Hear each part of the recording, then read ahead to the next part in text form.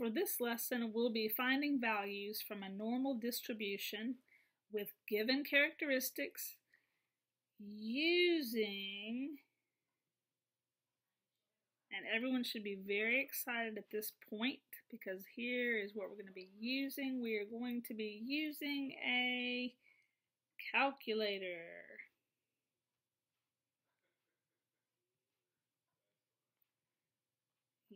Yay. All right, so here we go.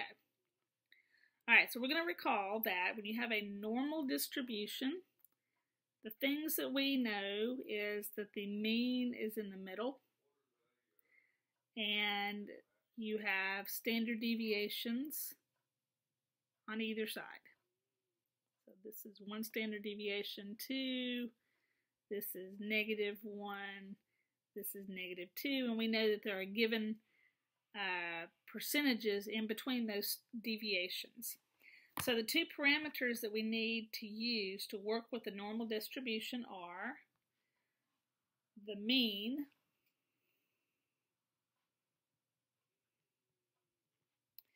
and the second one is the standard deviation.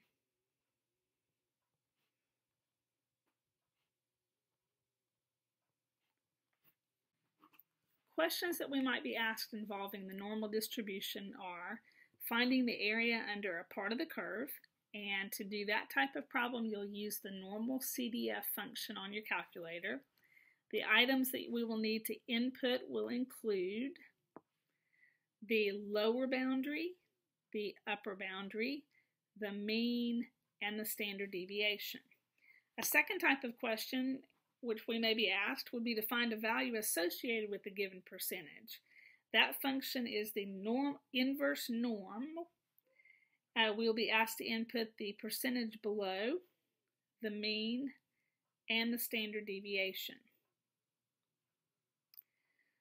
Let's look at a couple of examples. First example, the fall deer population in a local state park is approximately normal with a mean of 4,400 and a standard deviation of 620.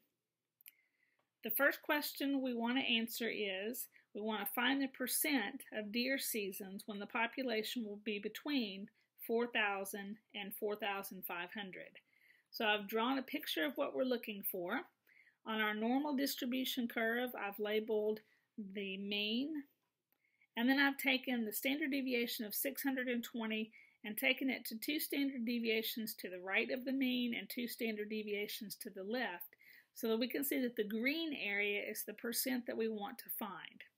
So to do this problem, we're going to go to the calculator and we're going to use the normal CDF function. We're going to input the 4,000, that is our lower bound. We're going to input the 4,500, that is our upper bound. We're going to put in our mean of 4,400 and our standard deviation of 620. So let's get out of here for a minute. Okay, if we pull up our calculator, we're going to go to second and VARS.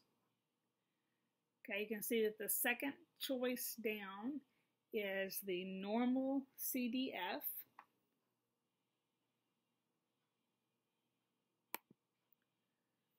So we will choose that one. Now on our graph, our lower bound was 4,000.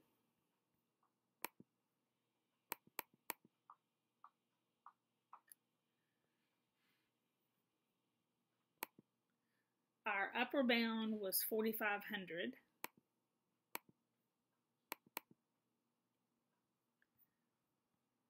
Okay. We have a mean of 4,400.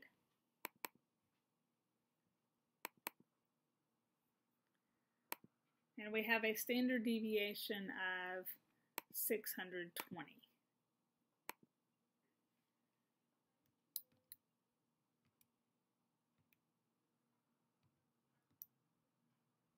And I just realized that the calculator that I'm using on the computer is a little different than the one that I have at home.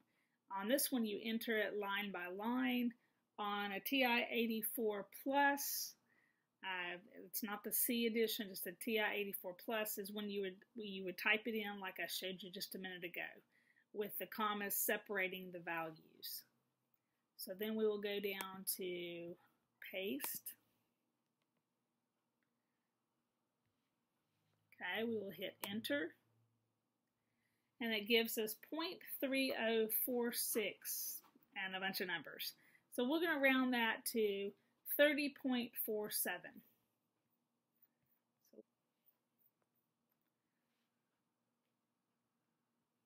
So our answer to this problem is 30.47%.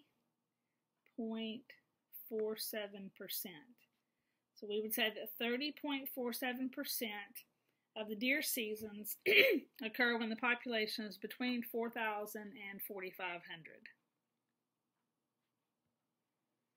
So let's look at the next example. Okay, the next example is what percent of the deer seasons will be below 5,000. So we know that we have our mean value at 4,400. So 5,000 is going to be out here somewhere. Now we're going to be looking for the area below.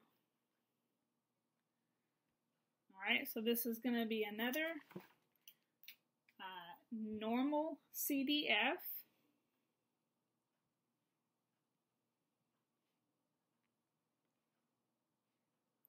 Now our lower limit, really there is no lower limit because that area would just keep going to the left forever and ever and ever. So what we're going to put in to represent kind of like negative infinity is E99, okay, up to 5,000.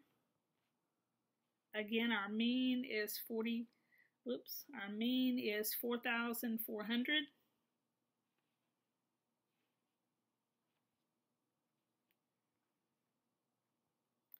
And our standard deviation is 620. So again, we will go to the calculator. Second vars. Okay, we're going to normal CDF. All right, our lower limit is going to be E9 or negative E99, so we hit negative, and then the E is second and the comma, and we type in 99. All right, our upper limit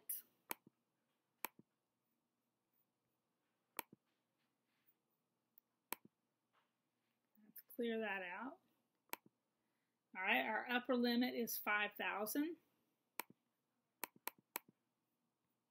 Okay, our mean and our standard deviation are going to stay the same.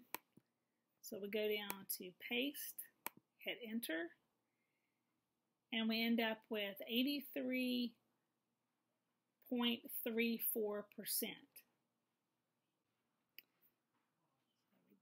83.34% of the deer population will be below, let's see, so 83.34% of the seasons will have a deer population below 5,000. All right, look at the next one. Okay, the next one is asking what percent of the deer seasons will be above 4,800. So our mean value again is 4,400. So we're looking for above 48. That will be this area up here. All right, we're going to use normal CDF. All right, our lower boundary is 4,800. Our upper boundary is going to be infinity, so we'll use E99. Okay, we have a mean value of 4,400. Whoops.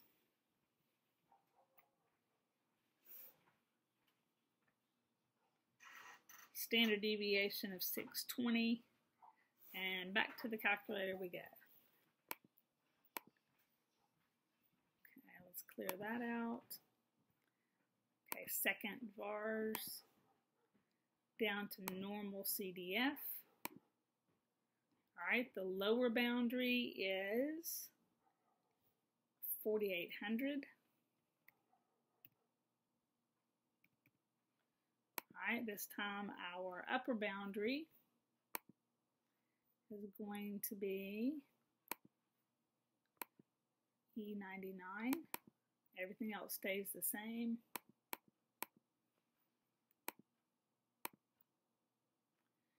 And we end up with about 26%.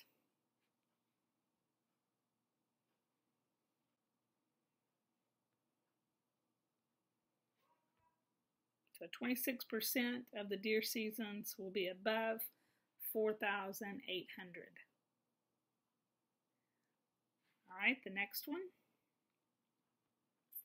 Okay, the next question says, a lean season is when the population is at its lowest, 5%.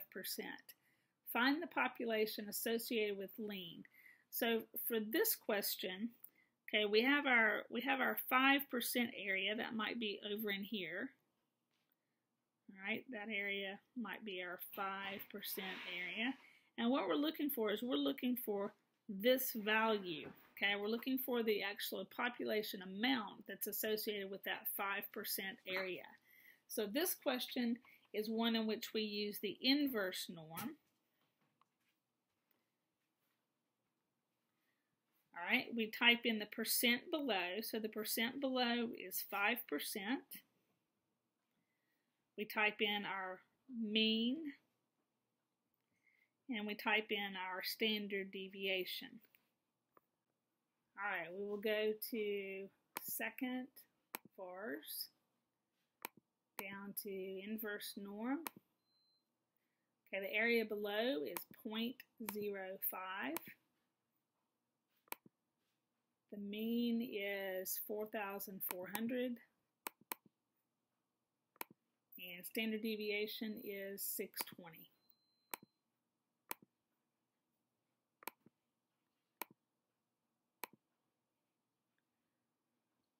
So the population amount associated with a lean season is around 3,380.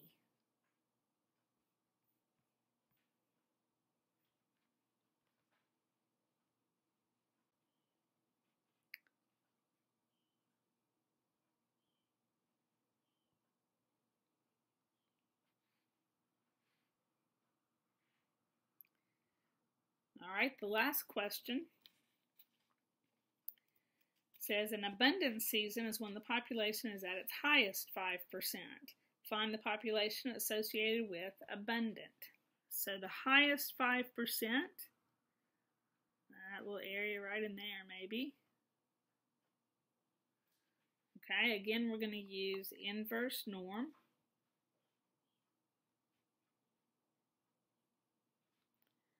All right, now we've got to pay attention here, okay? Because when you're doing this problem and you're typing in the inverse norm command, remember that you want the area below. So the area below is not going to be the 5%.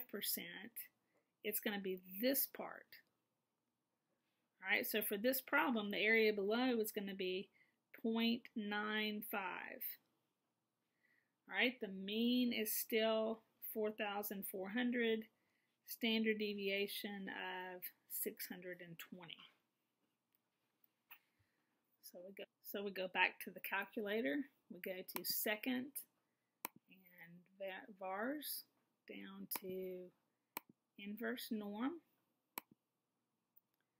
Okay, this time our area is going to be 0.95. Mean stays the same, standard deviation stays the same. And we end up with 5,000, let's say 5,420.